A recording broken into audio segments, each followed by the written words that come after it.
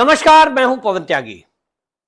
गृह मंत्री अमित शाह ने बिहार के झंझारपुर में एक रैली में बोलते हुए वहां घुसपैठ का मुद्दा उठाया।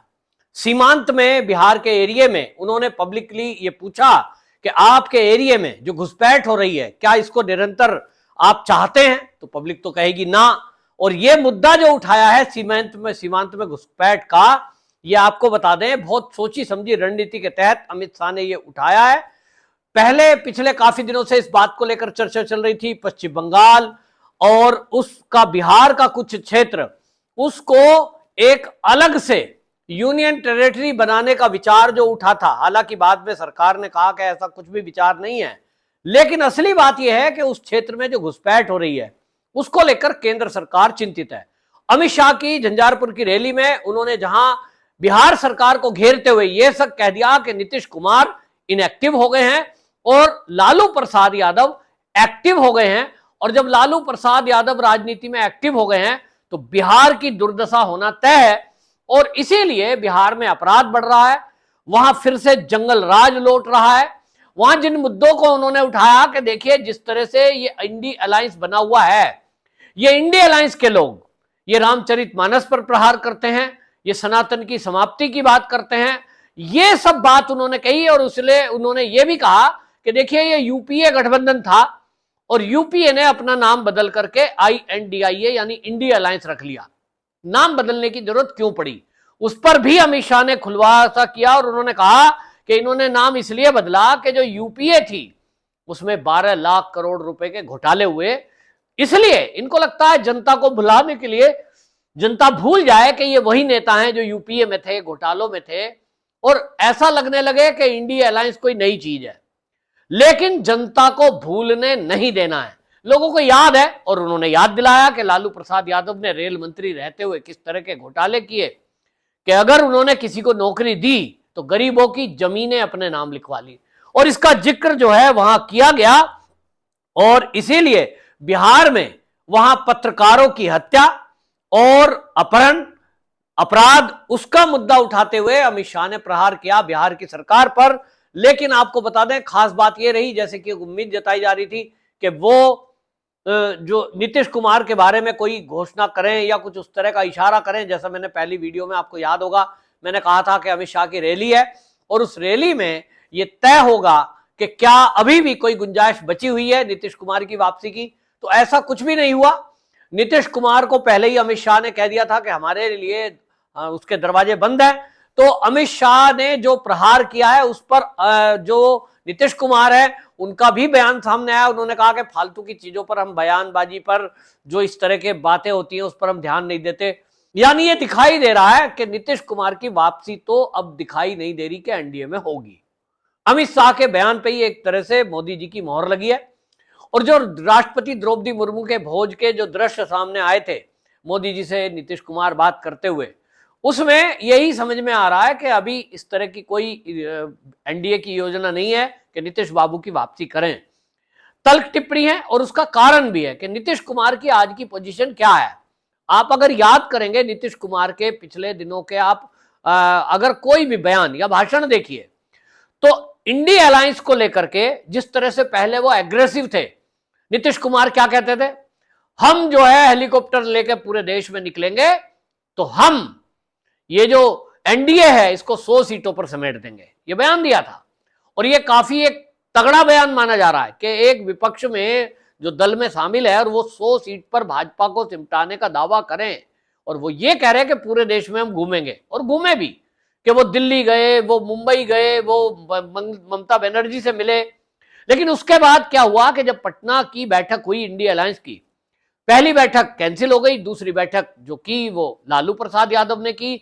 और जब लालू प्रसाद यादव ने की तो पूरा ध्यान लालू प्रसाद ने सीधा राहुल गांधी पर लगाया। राहुल गांधी की शादी, राहुल गांधी को दुल्हा, क्या क्या वो कहते रहे। और अल्टीमेटली मीट बनाते हुए भी राहुल गांधी को हमने देखा जो लालू के घर पे आए, यानी नीतीश कुमार को साइड कर दिया गया।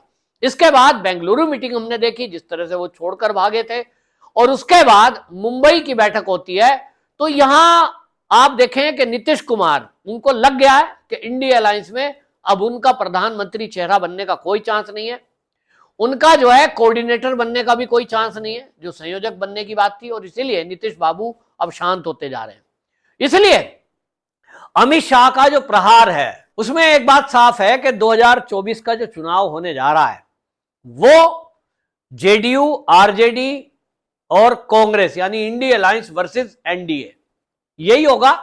क्योंकि आपको बता दूं, आज के जितने भी सर्वे हैं, चाहे पीके का सर्वे की बात कर लो, उन्होंने भी दावा किया है कि जेडीयू की 5 से ज्यादा सीटें नहीं आएंगी। और मैंने भी पहले वीडियो में बताया है कि नीतीश कुमार की आज जो हालत है, वहां आरजेडी हो या जेडीयू, बिहार के अंदर हालत खराब है। और इसलिए 24 का चुनाव बीजेपी अगर जीतना चाहती है, जैसा कि अमित शाह ने इस रैली में भी उदाहरण दिया, और उन्होंने कहा कि 2019 में हम जो है 39 सीटों पर जीते, अब 40 सीटें हैं, एनडीए अगर 39 पर जीत रहा है तो उनको उम्मीद है कि इस बार फिर से कम 39 सीटों पर तो जीतें।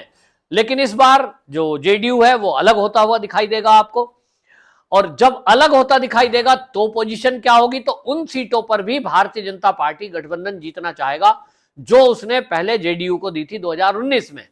और इसलिए अमित शाह की इस रैली में प्रहार किया गया बुरी तरह से, और उनको उजागर किया गया। जिन्होंने रामचरितमानस को लेकर बात कही, उन्होंने ये भी मुद्दा उठाया कि देखिए, इन्होंने जन्माष्टमी की छुट्टी कैंसिल की, रक्षाबंधन की छुट्टी कैंसिल की, तुष्टीकरण की राजनीति चल रही है। यानी एक तरह से जो बिहार की सरकार नीतीश बाबू की चल रही है उसकी कमियों को उजागर करने का काम नीतीश कुमार ने किया।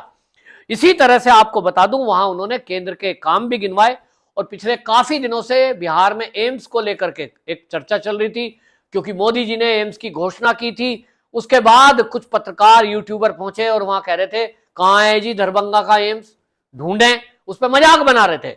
लेकिन अमित शाह ने उसका खुलासा किया कि बिहार की सरकार ने हमें जमीन अलॉट की थी, और उन्होंने कहा कि ये जो अलॉट की थी 2020 में दरभंगा में, वो जो है फिर वापस ले ली। और इसके कारण से जो नई जगह दी है, फिर वो नई जगह दी है लेकिन नई जगह गड्ढों में दी है, यानी वहां हॉस्पिटल बनाने में काफी दिक्कतें आएंगी, लोकेशन भी खराब है। और इसलिए इस चीज का उन्होंने खुलासा किया कि पहले 81 एकड़ जमीन दी थी, अब बाद में फिर वो वापस ले ली, तो एम्स बनता कहां से। यानी एक तरह से अमित शाह ने बिहार सरकार पर कड़ा प्रहार किया है, और ये बिहार में जानने की रुख भी जानने की कोशिश की है बिहार की जनता का मूड क्या है। तो अगर आप झंझारपुर की रैली का दृश्य देखेंगे तो आपको पूरा चारों तरफ आदमी आदमी दिखाई देंगे, यानी बहुत बड़ी रैली, मैं इसे कह सकता हूं ऐतिहासिक रैली अमित शाह की हुई है।